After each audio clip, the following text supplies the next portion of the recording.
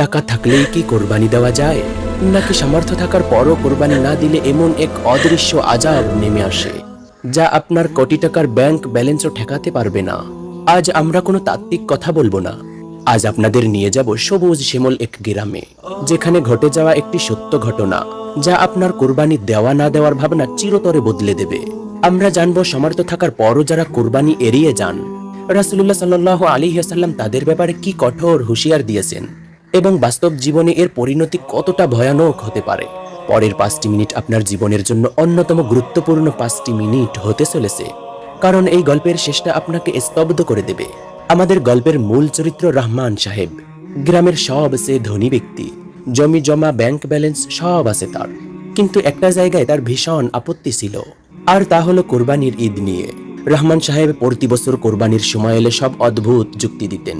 আরে ভাই, এত টাকা দিয়ে একটা গরু কিনে জবাই করার কি দরকার? এটা হলো রক্তারক্তির কাণ্ড, পশুটির কষ্ট হয়, তার চেয়ে এই টাকাটা গরিবদের মাঝে ভাগ করে দিলেই তো হয়। অযথা পশুর পিছনে এত টাকা নষ্ট করার কোনো দরকার নেই। আমাদের সমাজে এমন অনেক লজিক্যাল মানুষ আছেন যারা রহমান সাহেবের মতোই ভাবেন। তারা মনে করে কোরবানির টাকা অন্য কোনো সমাজ সেবায় দিলেই বুঝি বেশি সওয়াব হয়, কিন্তু তারা একটা বড় সত্য ভুলে যাচ্ছেন। আসুন রহমান সাহেবের এই তথাকথিত লজিককে ইসলামের অকাট্য লজিক দিয়ে বিশ্লেষণ করি। প্রথমত, ইসলাম আমাদের মন গড়া যুক্তি দিয়ে চলে না, চলে আল্লাহর আদেশে। ইসলামে ইবাদতের কোনো বিকল্প হয় না।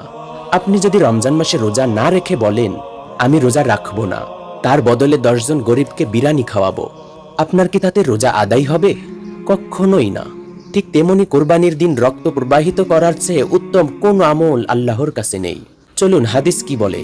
রাসূলুল্লাহ সাল্লাল্লাহু আলাইহি ওয়াসাল্লাম ইরশাদ করেছেন, সামর্থ্য থাকা সত্ত্বেও যে ব্যক্তি কোরবানি করলো না, সে যেন আমাদের ঈদগাহের ধারে কাছেও না আসে। ইবনে মাজাহ। একটু গভীরভাবে ভাবুন, আল্লাহর রাসূল সাল্লাল্লাহু আলাইহি ওয়াসাল্লাম কতটা রাগ করলে, কতটা কঠোর হলে নিজের উম্মতকে ঈদগাহে আসতে নিষেধ করতে পারেন? যে উম্মতের জন্য তার জীবনের সব কিছু বিসর্জন দিয়েছেন, সেই ব্যক্তি আপনাকে ঈদগাহে যেতে নিষেধ করছে শুধু কোরবানি না দেওয়ার অপরাধে। তার মানে সামর্থ্য থাকার পরও কোরবানি না দেওয়া কোনো ছোটখাটো বিষয় নয়, এটি আল্লাহর দরবার থেকে বিমুখ হওয়ার পরিস্থিতির এক চিন্তা। সে বছরও রহমান সাহেব কোরবানি দিলেন না, যথারীতি লাখ টাকা ব্যাংকে জমিয়ে রাখলেন। ঈদের দিন সকালে গ্রামের সবাই যখন নতুন জামা পরে সুগন্ধি মেখে ঈদগাহে যাচ্ছিল, রহমান সাহেব তখন নিজের ড্রয়িং রুমে বসে সোফায় হেলান দিয়ে চা খাচ্ছিলেন আর মনে মনে ভাবছিলেন, যাক এবারও কয়েক লাখ টাকা বেঁচে গেল। কিন্তু তিনি জানতেন না আল্লাহর হিসাবের খাতা অন্যভাবে খোলে। ঈদের দিন দুপুরবেলা যখন পুরো গ্রামের মানুষ কোরবানির মাংস বিলি করছে, ঠিক তখন রহমান সাহেবের ফোন বেজে উঠল। ঢাকা থেকে তার ম্যানেজার ফোন করছে। রহমান সাহেবের যে কাপড়ের বিশাল গুদাম ছিল, সেখানে শর্ট সার্কিট থেকে আগুন লেগেছে। তিনি তাড়াহুড়ো করে যখন শহরে পৌঁছালেন, ততক্ষণে তার কোটি টাকার স্বপ্ন, তার অহংকারের গুদাম পুড়ে ছাই হয়ে গেল। ফায়ার সার্ভিস কর্মীরা তখন শেষ আগুনটুকু নিভাচ্ছে। রহমান সাহেব পুড়ে যাওয়ার ছাইয়ের দিকে তাকিয়ে হাউমাউ করে কেঁদে উঠলেন। তার মনে পড়ে গেল আল্লাহর রাসূলের সেই হাদিস, তিনি যে কয়েকটা টাকা বাঁচানোর জন্য আল্লাহর আদেশকে অবজ্ঞা করছিলেন, আজ আল্লাহ তার চেয়ে 1000 গুণ বেশি সম্পদ এক নিমিষেই কেড়ে নিলেন। তিনি বুঝতে পারলেন কোরবানি শুধু পশু জবাই নয়, এটা আসলে মনের অহংকার, লোভ আর কৃপণতাকে জবাই করা। আল্লাহ তাআলা আমাদের কাছে পশুর রক্ত মাংস চান না, তিনি চান আমাদের তাকওয়া আর আনুগত্য। কোরআনে আল্লাহ তাআলা পরিষ্কার করে বলেছেন, আল্লাহর কাছে পৌঁছায় না ওগুলোর মাংস এবং রক্ত, বরং পৌঁছায় তোমাদের তাকওয়া। সূরা হজ আয়াত নাম্বার 37। প্রিয় দর্শক, রহমান সাহেবের এই গল্প আমাদের সমাজকে কতটা বড় শিক্ষা দেয়। আপনার যদি সামর্থ্য থাকে তবে কৃপণতা করবেন না। কোরবানি না দিয়ে যে টাকা আপনি জমাচ্ছেন, সেই টাকাটা কিন্তু আপনার পকেটে থেকে যাচ্ছে না। আল্লাহ তাআলা চাইলে তা যে কোনো ওসিলা দিয়ে কেড়ে নিতে পারেন।